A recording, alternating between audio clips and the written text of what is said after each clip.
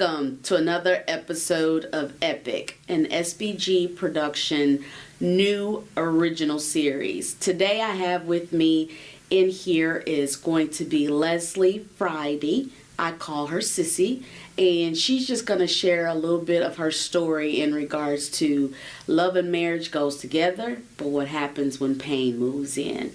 So good evening. Good evening. How are you today? Pretty good. Pretty good? You pretty good? Good. So just real quick, just tell me a little bit about yourself before we get into some of the questions. A little bit about me. I am a wife, a mother of 8 biological, 12 total. I have 2 bonus daughters, which we'll talk a little bit about that during that hurt process, and then 2 lovely boys that I inherited through adoption. So that gives me 12 of them. Full-time administrative assistant at Southeast High School, and then a mentor of a mentorship entitled Platinum Beauties that's here in Kansas City, geared for girls grades 9 through 12. Also, Platinum Beauties is now 9 through 12. Yes. It's not your adults any longer. I figured out real quick that the adults are just probably not for me. I don't have a lot of patience for adults. However, I love the babies. And so the whole goal is if you can catch those babies at grade 9 through 12, then it kind of prevents from having so many damaged women at a later point. So usually if they are an adult women, I do have other people that I refer them to just because not every crowd is for everybody, and the adult crowd is just not for you. The adults was just not for you. No. So how is the mentor program going for the 9 through 12? Going pretty good. This is the 3rd year for the high school girls. I do also have the elementary school girls, but I just do them like twice a year, and I just do a group down in Faxon Elementary. But the girls 9 through 12, this set of girls that I have now, there are 6 of them total. 4 of them, this is my 3rd year with them because they are now juniors in high school. So it's going pretty well. A lot of them are here at Southeast with me, only 2 are not. So that gives me hands-on access to them. So I'm actually able to go to their classrooms. I'm actually able to, if they have a problem throughout the day, it gives them easier access to me. So it's going pretty good for them, and so for me as well. And so I can definitely see the blossom and the change in it. So. Okay, well, congratulations on that, because that's awesome. It's like you said, grab them when they're early, and then it kind of helps prevent some of that damage. Women as adults trying to patch stuff up at 30 and 40 years right. old. I try to be what I didn't have. I didn't have that mentor at that age. So right. That's what I try to be to them. Well, that's awesome. So, are you married? I am. And how long have you been married? Oh, it's been 20 long years. Not whole. Yeah. Okay. So some of those years, it took a whole lot of her, but it's been 20 years. 20 years of marriage. Well, you know what? And although you said it's been a long 20 years, but 20 years is still nothing to shake a stick at. So I congratulate y'all even on that, hanging in there for 20 years. So love and marriage. So did y'all meet and while y'all were in high school? How did y'all meet? We actually were in high school. It was actually, I was not quite in high school. I was 8th grade. So it wasn't quite. I Okay. was 14. So a friend of mine had a birthday party that I actually was not going to go to because she and I had a slight disagreement. So I was not going to go to the party. He was invited by her cousin. My little sister called and was like, you have to come over here. It's really cute boys here. Keep in mind she was 7. So I thought, you don't know nothing about a boy. So I ended up going to the party, and that is where we met in that party. So it was actually December of 1990. Wow. Okay. All right. And so did you guys date long before you got married? So of course we were kids, so we dated. It took a little while for me to accept dating. I personally at first did not like him. My mom did. I did not. I was like, nope. I just don't want to. I think he thinks he's cute as me. I pass. Mom not gonna do it. But my mom was like, I like him, and he could come over. And so we met in December. I think we officially started dating that February, March. And then by the time 3 years in, we had our first child. I had my first baby at 17. So we had the first baby at 17. And then 3 years after that, we were married. So we were together about 7 years before marriage. Okay. All right. And so, as we mentioned earlier, love and marriage, of course, they go together. That's what it's supposed to be, right? Love and marriage. But then for you guys, pain moved in. And so, tell me a little bit about this pain that moved in. So we originally were married in May of 1998, was our original marriage date. And right before that, prior before that, we kind of had a couple hiccups. I lost a very close friend in February of '98, and that kind of put me on an emotional kind of roller coaster, and I was somewhat disconnected. Unbeknownst to me, I did not know that he had just had a daughter in January of '98. That was announced to me in March. Our original wedding plan was set for June of '98. We were at a time in our life when we thought the fast life was the right life.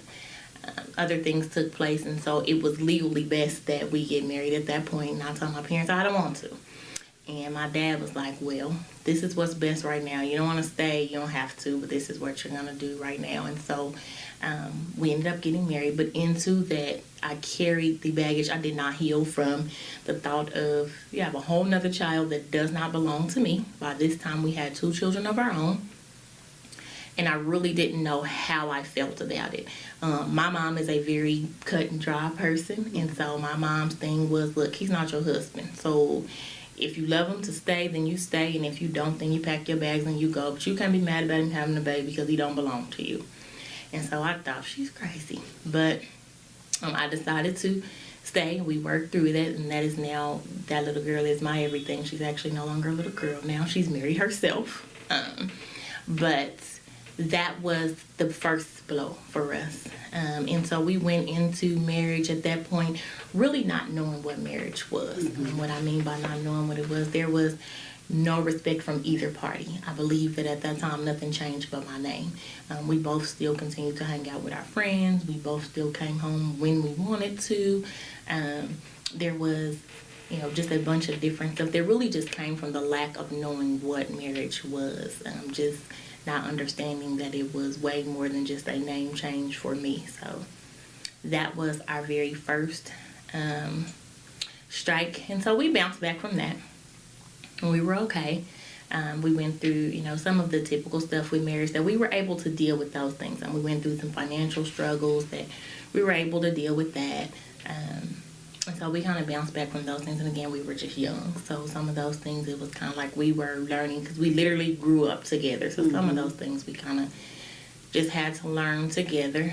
And then in 1999, we had more tragedy to strike with infidelity because I then began to feel like, well, you know what?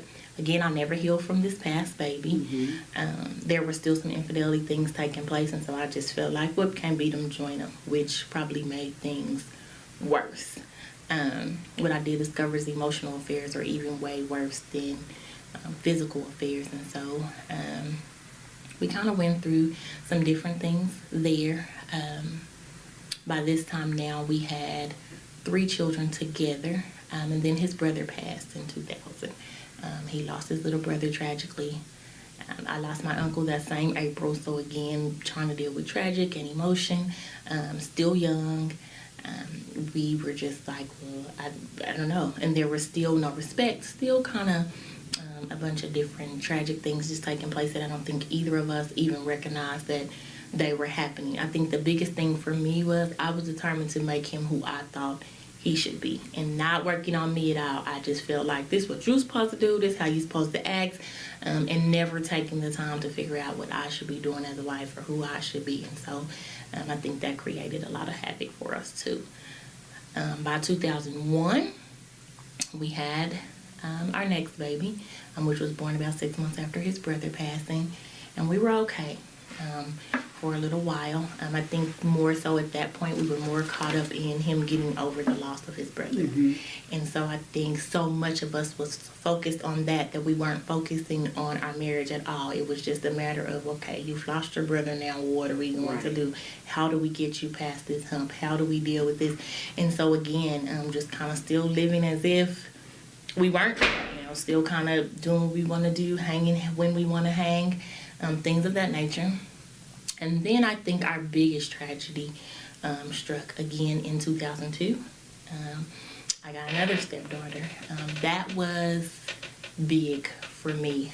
That sent me into a 5-year depression that I did not even recognize was a depression at first. I think the biggest thing was her mom was what I thought a friend, which now I know she was not. And so it sent me into more or less a rage. I lost me. I began to drink every day for 5 days straight, for 5 years straight. And it wasn't until one of my mom's friends, who is deceased now, who I consider the aunt, she called my mom and she said, look, I've seen my niece.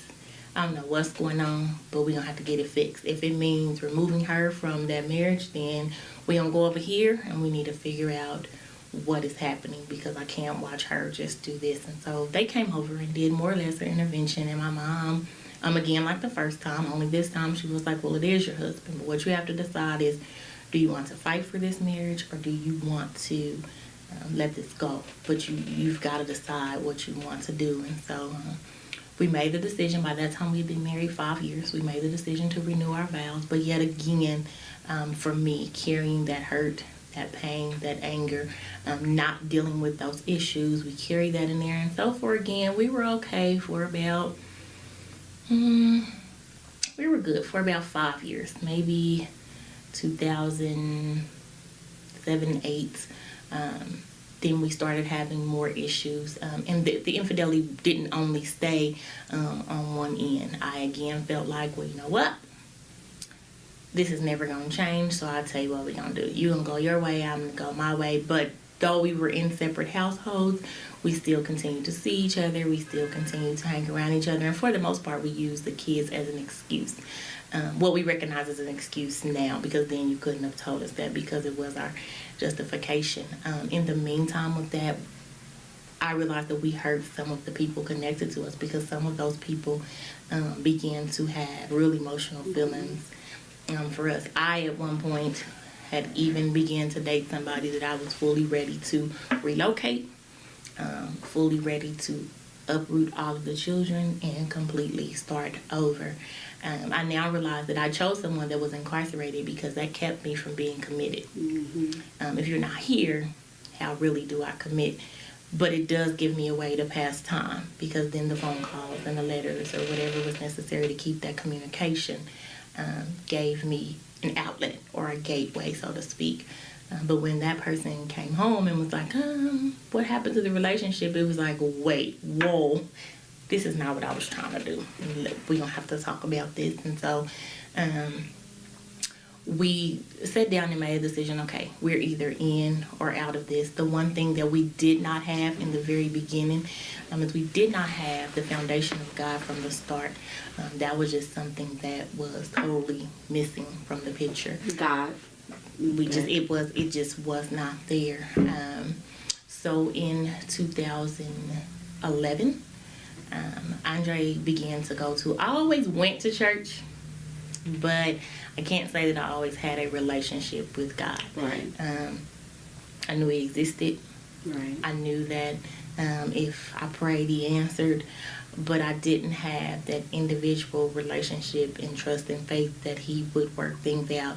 And so he was at Shiloh, which is where we both are now. And there was a different pastor when he first started, and I was at God's House of Praise. And my pastor at God's House of Praise was like, I'm not putting you out, and I'm not going to force him to come back. But I am telling you that if you want your marriage to work, you guys have got to be under the same leadership. Mm-hmm. Because I could be telling you that you need to put salt in the water before you boil your egg, and his pastor can be saying, no, you don't. And then now y'all at home arguing about the teaching. So you've got to make a decision. And so I made the decision to move to Shiloh because the children were also there and they were growing there. God's House of Praise was smaller, more family oriented, and the congregation was older, so there wasn't a lot for the kids to do. But there at Shiloh, there was a youth department and things going on for them, so I made the decision to move. The pastor that was there at the time when we first started our counseling that counseling didn't work for us. Then about 6 months after being there, our current pastor came in, and he was probably there about a year before I became his administrative assistant. And because of that closeness, he could kind of see that some things were going on. And so we went in and we talked to him. And just in talking to him and finding some things and laying that foundation. And so the one thing that we found is when we began to allow God to work on things, when I began to work on what needed to be worked on with me. Why am I angry? What am I bitter about? Am I truly going to forgive? And so one of my mentors, I went to a breakfast and she said, well, you know what? You can't heal because you're so bitter and you're so angry because you haven't even forgiven yourself. So until you do that, you're going to be stuck. And at first I thought, this lady is crazy.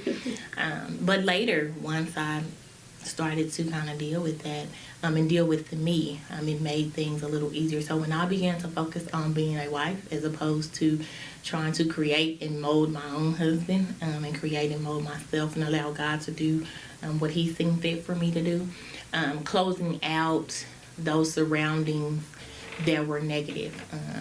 The one thing that we learned is a positive support team is necessary, and you can't let everybody in your marriage. Of course, there were people that was like, I would have been gone. I don't know what you stand for. Are you crazy? And then there were those people that even on days when I was upset and ready to go, and those people that were like, you need to stay. I thought, are you crazy? Did you just hear what I said? So it became quite rough, but when we made up our mind that we're either going to stay in this and fight for it, or we're going to have to let go. And so when we sat down and had that hard conversation of what really are we going to do, because here's what I expect from you, here's what you expect from me. Is this going to work? Is this feasible? Are we doing this for us? Because I believe at one point we were doing it for the kids, for our parents, for our leaders, for anybody that we thought may have been watching us. And so when we sat down and had our actual heart-to-heart and decided, okay, if we're going to do this, it has to be for us, because at the end of the day, we're who are responsible for this unity. So we're either going to make it right or, let it go. And so we decided to stay and make it work. The last 2 years, sometimes I tease him all the time and I tell him, I should punch you in your face, because what it's been in the last 2 years, why couldn't it have been that way the first 18 years? And so it's been a whole lot better. Definitely worth the fight. Definitely worth standing there. It's still, nothing is ever perfect. But at least now we know how to communicate with each other. We know how to express emotions without involving other people. And so even backing up some in 2018, so 2016, I actually filed for a divorce. And served him with the papers. And he was not happy about the papers, but I thought the papers is what you want. Your actions, distribute that this may be what's best. And we were originally married in May of '98, and he got the papers on the exact day in which we got married. And so because of that, this year in May made 20 years for us, but we did not celebrate our anniversary because he said, I don't want that memory. So can we move this and take it back to where we started? So originally we met December 21st of 1990, but we will be celebrating our anniversary and renewing our vows December 29th of this year. Well, congratulations. So I just want to take you back just a little bit, because you talked about the infidelity, and you talked about both of you were actually, which, as you said, if I can't beat them, join them, pretty much, right? So what's good for the goose is good for the gander. Absolutely. And so, as you mentioned about the infidelity and those emotional affairs, and I do understand, I'm to myself, found myself in when I was married, that emotional, and you think because it's not physical that it's really not considered as an affair because we're not physical, but the emotional piece I found, and you can share with me what your thoughts are, but I found that when I was in that position, it was even harder to break free, because the emotional piece was, this man had my heart. And although my husband may have been having infidelity and he's sleeping with some other women, he probably didn't feel anything for those women. But for me, this man had my heart and he had my attention. Although we weren't doing anything, there was no physical contact, but that emotional bond I found was a stronger stronghold than maybe even a possible physical thing would be. So how did that help? I mean, what was that like for you when it came to that emotional piece? The emotional was definitely harder. And I say harder because originally this relationship started out solely emotional. It was solely, like I said, he was incarcerated. So originally just the letters I had some self-esteem issues. And so just the letters of you are beautiful and you don't need to change this and you don't need to change that. And just that attention that I really starred from Andre was there. And so I began to latch on to that. I began to look for that. And so as I began to look for that and I began to latch on to that, all while still struggling with, but there's a part of me that still loves my husband and still wish that we could, repair this. And what happens if this is opted to be repaired? And though even, the guy would ask, well, and I would be like, nope, that's just done. Don't worry about it, because of the piece of enjoying that moment. And so the emotional piece was definitely harder because once things did become physical, those emotions began to fade because I was like, I don't know that I'm physically attracted. Right. There's some issues here. I just don't. And so even when the affair ended, emotionally disconnecting was a lot harder than physical disconnecting, because when the affair was over, the physical piece was just, I'm not doing this anymore. This is done. This is over. And not seeing you, of course, made the physical easy, but that doesn't take away that emotional piece. And so that's when I began to find out that soul ties are real and can be devastating to your soul. And so I had to just really soul search and let go of those emotions. And it was hard. And I honestly wasn't mad at Andre for a while, because I felt like you allowed these feelings to develop. Because had you been here, I wouldn't have had this time or the need to even build these emotions. But I say emotional is definitely harder. It's because it doesn't just mess with just your physical. Then there's still mentally there. It attaches to your emotions, and love is a very, very difficult. And for me, I'm a person that loves hard. So once I develop emotions for you, once I feel like we have some type of bond, breaking it is a little hard. You almost have to push me off the cliff before I be like, okay, no more. And so it was a big struggle for me. And you mentioned before that you guys didn't, in the very beginning, of course, didn't have that foundation and that connection with God and with Christ being that foundation for y'all. And I feel like a lot of times that the rule that's out there, that 80-20 rule, and so we look for that 20%, that what I'm not getting, as you mentioned, that it was a self-esteem booster because that person was giving you those compliments and things of that nature.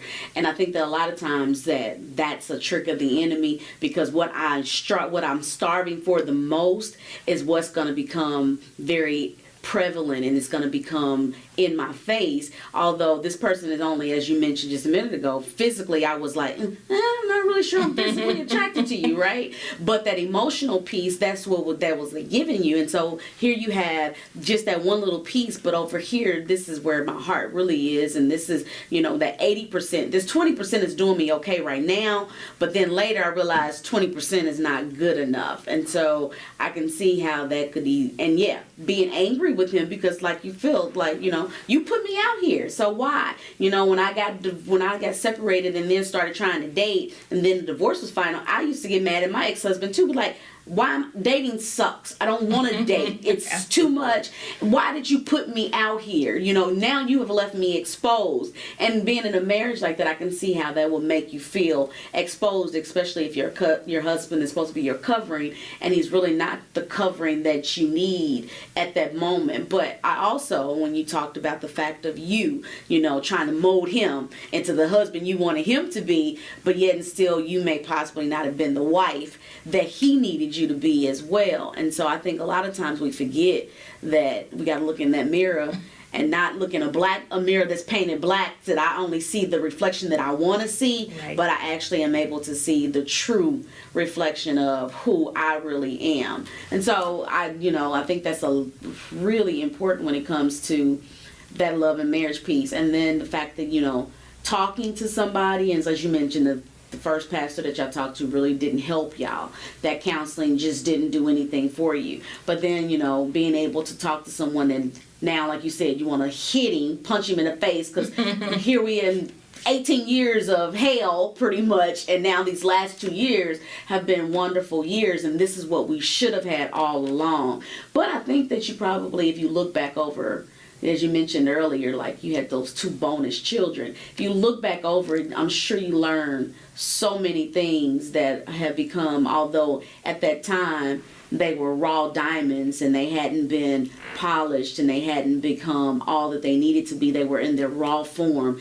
They are jewels for you now, because now you can look back and see just what those jewels actually look like, because then it looked like a piece of cut glass, it looked messy, it looks ugly, it's dirty, but those were some lessons that actually brought y'all to the point where you are today.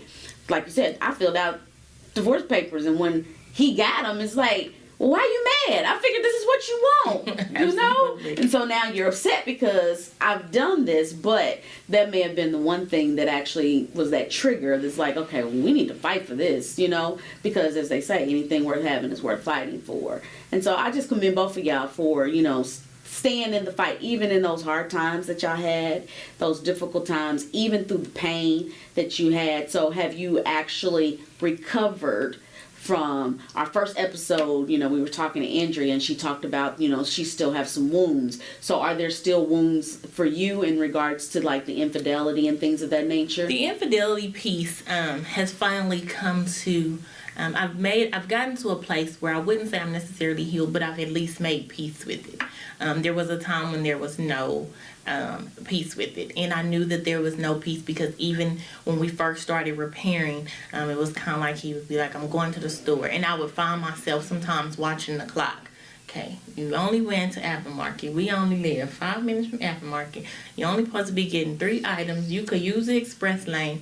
And so when I found myself doing that, I thought, okay, there is no way that I could truly be at a place of forgiveness to truly feel this way. And so again, when I began to, okay, now you've got to look back and figure out what it is and why you feel that way. What is going on within you that you may feel that way? Which was when I accepted that there was still some emotional ties to that prior affair. And so I said, okay, you know what? We're going to have to sit down. We're going to have to do away with this, because I had told myself I'm just not going to contact him anymore. I'm not going to talk to him. The feelings will just fade. And so I sat down, and I actually was at work, and I typed an entire letter. Never mailed it, but at least I typed it. And me typing it released those emotions for me. I often find that writing is a sign of release for me. And so writing that letter and kind of releasing that put me at a different point. So probably maybe 3 or 4 months after writing that letter, Andre could say, hey, I'm going to the store, and he might be gone long enough to go to 3 stores, but I found myself not paying attention to that fact or to that matter. There was a time when he would say he was working late, and I would go to the job to see. But now, if he say he working from 6 to 6, as far as I'm concerned, that's where he's at. And so it took some time to get there, and I think even for him, because those that know me know that I love to travel. And so when we first started repairing, he was absolutely against girls trips, because he was like, because the last time you was supposed to be on a girls trip, you was somewhere wasn't no girls involved. And so because that was the one thing I didn't do. I didn't include people in my mess. When I done it by myself. Even if one of the times I went out of town, well, twice, my little cousin went with me, but I didn't have her to attend different things, just because I didn't want her to be put in a place where she had to feel like she had to choose where her loyalty lied. Though I knew at the end of the day it would be me. Andre has been around my family since most of my cousins were 2 and 3 years old, and so I didn't want to put anybody in that particular space. And so that piece began to heal. There was, for a very long time, the second stepdaughter, like I said, the first 5 years, we didn't even interact with her. Just because I just felt like if I couldn't be fair to a child, I would not have a child around me. It was just a choice that I was like, I'm not going to do it. And so, but now both of those girls are treated just like, my girls. And so it's began to heal, and it seemed the more we worked on us and the more we focused on making our unity what we wanted it to be, and allowing God to use it. Because at first I thought, okay, all of this tragedy through this marriage, what is it for? But we often get phone calls or inboxes or text messages concerning relationships, and I tell people all the time, only you know what you can take.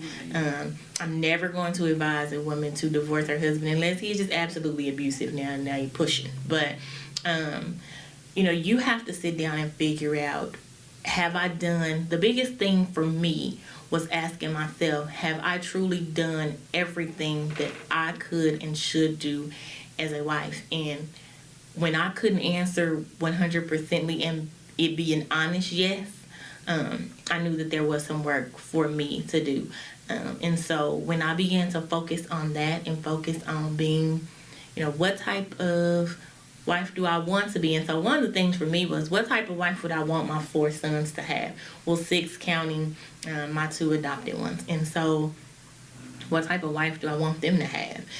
And so when you try to mold yourself as to what type of daughter-in-law do I want, and so just trying to be an example to them. And so now when you have the adult children, because half of them are adults, when you have the adult children that say, I want my relationship to be like yours, I want to reach the goal that you reach, when children are very, very smart. Yes. So the older ones are very aware of, they might not know every detail, but they're aware of the infidelity piece. They're aware of some of the other trials and tribulations. And they're like, if it's worked, then we'll stick in there. And if it's not, then I'm out of here. But I just think for me, I finally gotten to a place where I can say I'm at peace and have healed with it and know how to deal with it. There was a time when I wouldn't even been able to talk about it.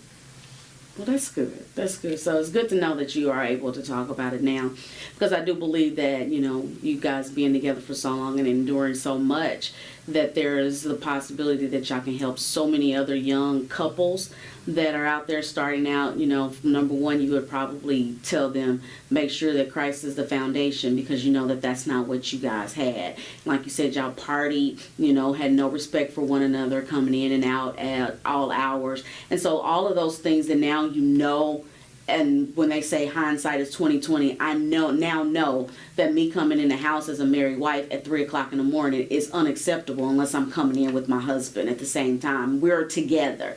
And so I think that, your journey that you actually had is very beneficial to other people. A lot of times we don't know why we go through what we go through, but when you look at it and then you find all these people that are now attached to you and they're going through the very thing that you've already been through, now it makes, like, okay, this is why I had to go through all of that, to be able to have these conversations. So I just want to thank you so much for having the courage to be able to sit here and talk about the painful piece of the marriage and the fact that love did endure.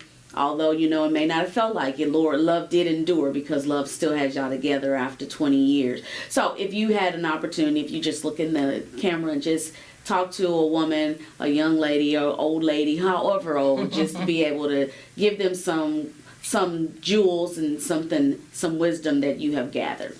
What I would say to any lady, young lady, entering into a relationship or even being in a relationship, the one thing that you want to do is don't ever try to change somebody to who you want them to be. Work on who you want to be to them. So if you want to be a better wife, find out what things can make you a better wife. If you have the desire to become a wife and you're not yet there, figure out what it is to be a wife. Don't wait until you become one. Oftentimes we hear a lot, especially from women of Christ, about being that Proverbs 31 woman. We never hear about the Titus woman, which is that woman of wisdom that can help you become that Proverbs woman. So just focus on your piece, because the one thing you always want to be able to say, not only in your relationship, but just anything in life, is that you gave it your best and that you've done all that you can do, because we only get one chance at this thing called life. And remember, with your relationships or anything you're involved in, anything worth having is worth fighting for. If it comes easy, probably came from the devil, so you probably need to check in and make sure that it's for you, and anything worth having is worth fighting for. So just hang in there, whether it's your relationships, your business, your dreams, your goals, your vision, your children, whatever it may be, just hang in there. Well, I want to thank you again for sharing your story. I'm positive that it is definitely going to be an impact and it's going to help somebody else along the way. So again, thank you so much for sitting down with me and sharing just that story. And I just want to thank you all one more time for joining us with another episode of Epic. Hang in there with us and stick around. I'm sure we have lots more to bring you. Thank you.